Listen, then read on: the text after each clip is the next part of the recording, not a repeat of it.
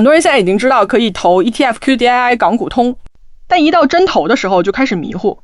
到底有什么区别？哪个适合我？我应该先投哪个？今天这条视频我们就把这3种常见工具横向比较，帮你快速做出选择。第一种是 ETF， 是最通用、灵活、便宜的工具，它追踪指数，能在股票账户像股票一样买卖，比如沪深300 ETF、红利 ETF、芯片 ETF、AI ETF 等等。优点是交易方便、费率低、风险分散，但也因为波动大，不适合频繁买卖，更适合长期持有。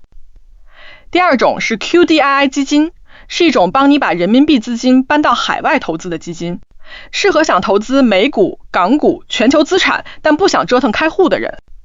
比如想投英伟达可以买纳指100，想投美团可以看全球互联网，甚至还能投美债、黄金、原油。QDII 基金更适合懒人投资者，你不需要研究复杂指数走势，也不用盯盘，而且基金经理会替你调仓。但缺点是交易是按日净值算的，不能像 ETF 一样随时买卖，波动也略滞后一些。第三种是港股通，港股通的优势是你可以买具体的港股个股，比如阿里、腾讯、美团、李宁、比亚迪等，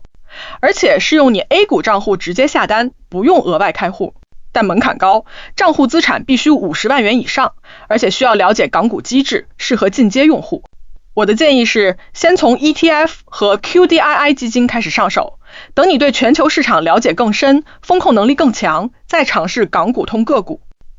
投资的过程是认知和工具同时升级的过程，不要一上来就挑战最难的模式。